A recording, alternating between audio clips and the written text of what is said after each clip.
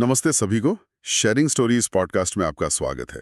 इस चैनल में हम किताबों पर चर्चा करते हैं।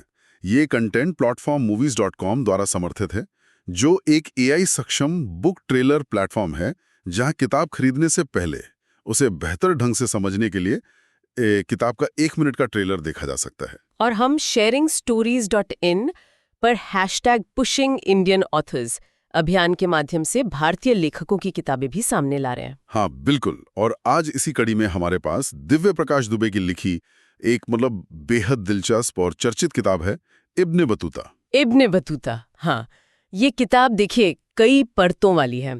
ऊपर से देखें तो शायद एक यात्रा की कहानी लगे, लेकिन असल में ये आत्मखोज की, रिश्तों की बारीकियों की और वो जो अनकही कहानियां हम सब लेकर चलते हैं ना, उनकी बात करती है। और इसमें एक बहुत ही अनोखा पहलू भी है ना? हाँ, वो बेटे का अपने माँ के लिए जीवन साथी खोजना, ये वाकई अलग है। चलिए इस किताब की दुनिया में आज थोड़ी गहराई से उतरते हैं, समझने की कोशिश करते हैं। बिल्कुल। Bring your book to life with AI. Plotsformovies.com helps you create movie-like trailers for your book, allowing filmmakers to visualize your story just the way you imagined it while writing. Enhance the storytelling experience to a whole new level with realistic characters, immersive voiceovers, and cinematic sound effects. No more boring stock images or generic clips. Captivate your audience, spark curiosity, make readers and filmmakers eager to explore more. Plotsformovies.com, where your story becomes cinema. सबसे पहले तो जैसा आपने कहा, ये नाम ही Ibn Battuta, ये सुनते ही दिमाग में कौन आता है? वो 14वीं सदी के महान यात्री इब्न बतूता। हाँ, जिन्होंने दुनिया घूमी। तो ये शीर्षक सिर्फ बाहरी दुनिया की यात्रा का प्रतीक नहीं है, ये मन के अंदर की यात्रा, अंदरूनी सफर का भी एक मजबूत इशारा है। आपने बिल्कुल सही पकड़ा, और यही इस किताब का एक तरह से केंद्रीय विचार भी है। यात्रा को सिर्फ जगह बदलने का जरिया नहीं, बल्कि खुद को फिर से जानने का, अपनी पहचान, अपने अंदर दबी हुई इच्छाओं को दोबारा खोजने का एक तरीका बनाना। कहानी हमें रोजमर्रा की जो बोरियत होती है ना, एक रास्ता, हाँ, उस एक रास्ता से बाहर निकलकर थोड़ा रोमांच, थोड़ी अनिश्चितता, उसको अपनाने के लिए उकसाती है। वो एहसास जब लगता है कि जिंदगी बस चल रही है, कुछ नया चाहिए। सही कहा।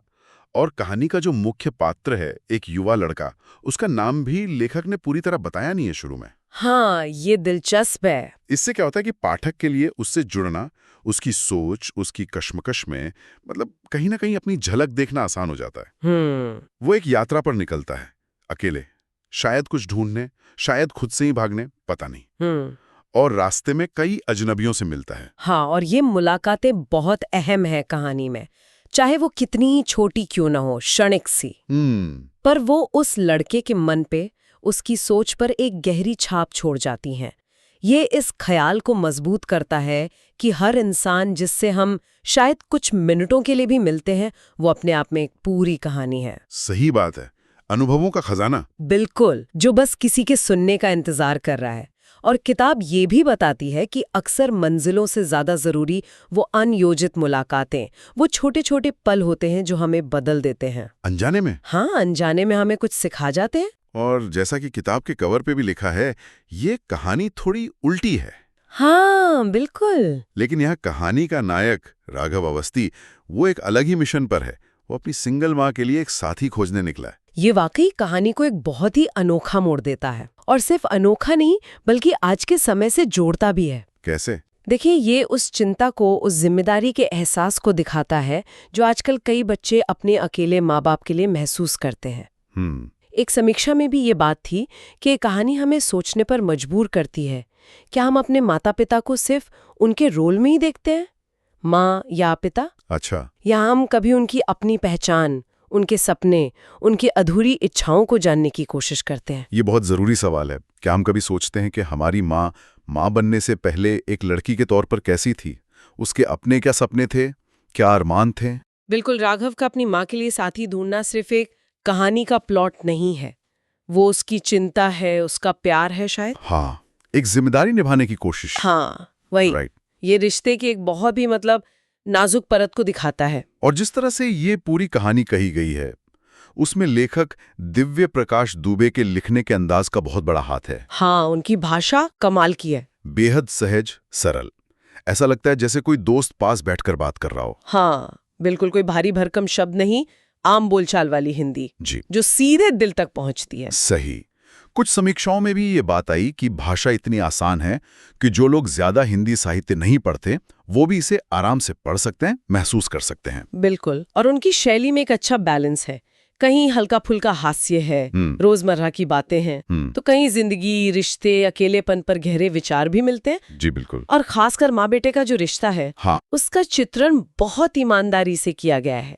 कई पाठकों ने रिव्यूज में जैसा पढ़ने को मिला, इससे बहुत मजबूत जुड़ाव महसूस किया है। हाँ, शायद अपनी माँ के साथ अपने रिश्ते की कोई झलक देखी हो सकता है, बिल्कुल।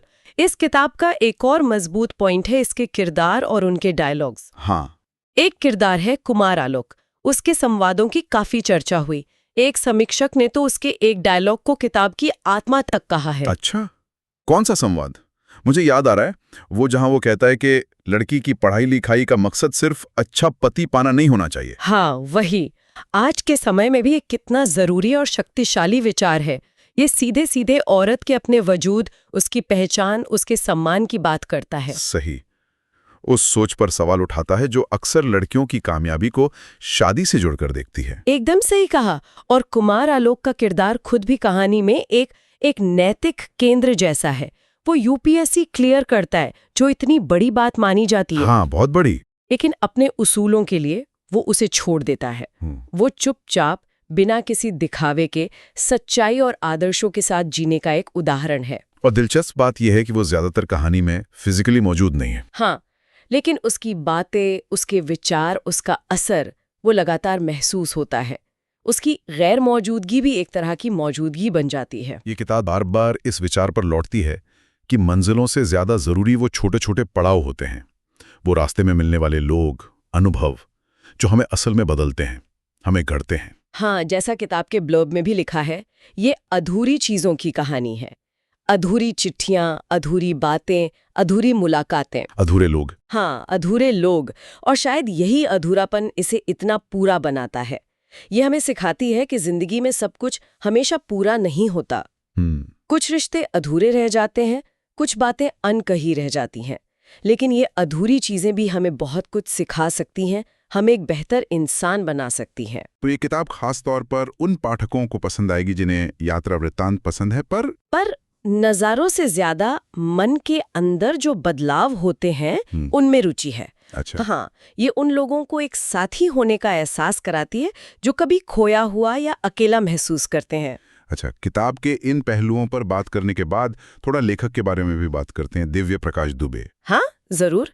वो आज के हिंदी साहित्य के काफी जाने माने और बेस्ट सेलिंग लेखक हैं। इब्ने बतूती के अलावा शर्तें लागू, मसाला चाय, मुसाफिर कैफे, अक्टूबर जंक्शन, आको बाको, यार पापा, हाँ, कई सफल किताबें हैं उनकी। और वो सिर्फ लिखते नहीं, कहानियां सुनाते भी हैं, स्टोरीबाजी नाम से। हाँ, लाइव सुनाते हैं। और ऑडियो की दुनिया में भी उनका काफी काम है। ऑडिबल पर उनके शोज पिया मिलन चौक, दिल लोकल बहुत पॉपुलर है। अच्छा, और फिल्मों और वेब सीरीज के लिए डायलॉग्स भी लिखे उन्होंने, मणिरत्नम की PS1, PS2। हाँ, उनके हिंदी डायलॉग्स, और इम्तियाज अली की सीरीज डॉक्टर अरोड़ा के डायलॉग्स भी। अरे वाह। उनका अपना सफर भी दिलचस्प रहा है। कॉर्पोरेट में काम किया, टीवी चैनल में एडिटर रहे और फिर फुल टाइम राइटर। वो हिंदी साहित्य में एक नई लहर, एक नई पीढ़ी का चेहरा है। बिल्कुल, जो कहानी कहने के नए तरीके आजमा रहे हैं। हाँ, नए विषय, नई भाषा। तो कुल मिला के देखें तो इब्ने बतूती सिर्फ एक यात्रा या माँ के लिए साथी खोजने की कहानी नहीं है। नहीं, बिल्कुल नहीं। ये उससे कहीं ज्यादा गहरी है। ये रिश्तों की कहानी है, यादों की कहानी है। खुद को और अपने सबसे करीबी लोगों को, खासकर माँ बाप को, एक नए नजरिए से समझने की कहानी है। ये दिखाती है कि कैसे वो मुलाकातें जो शायद छूटी लगीं, वो बातें जो अधूरी रह गईं, वो रिश्ते जिन्हें खोया हुआ मान लिया, वो सब भी हमारे जीवन को गहरे मायने दे सकते हैं। हाँ, वो हमें गढ़ते हैं, बदलते हैं, शायद बेहतर इंसान बनाते हैं। ये किताब हमें अधूरेपन में भी एक तरह की खूबसूरती देखने का नजरिया देती है। और शायद ये सवाल छोड़ जाती है कि क्या हम अपनी जिंदगी की अधूरी कहानियों को सिर्फ अफसोस से देखते हैं, या उनमें छिपे सबक और अपने बढ़ने की संभावना को पहचानते हैं।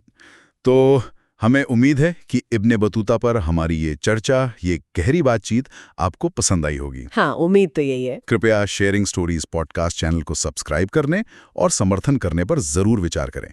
आपके सहयोग से हमें भारतीय लेखकों की और भी बेहतरीन किताबें आप तक लाने में मदद मिलेगी। और हम तो यही कहेंगे कि अगर आपको ये चर्चा दिलचस्प लगी तो डिस्क्रिप्शन में दिए गए लिंक से ये अद्भुत किताब खरीदें और जरूर पढ़ें।